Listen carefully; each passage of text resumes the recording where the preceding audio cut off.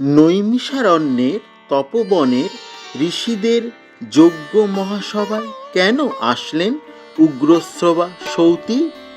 কেনই বা তিনি মহাভারতের মহাকাব্য শোনালেন? সে এক অদ্ভুত বিস্ময়কর কাহিনী। মহাভারতের পরের পর্ব দেখতে চোখ রাখুন আমাদের চ্যানেলে। মহাভারতের কথা অমৃত সমান, কাশিরাম দাস ভনে শুনে পুণ্যবান। আমাদের উৎসাহিত করতে ও আরও সনাতনের ভক্তিরসের ভিডিও পেতে চ্যানেলটিকে সাবস্ক্রাইব করে আমাদের পাশে থাকবেন বন্ধুরা। নমস্কার।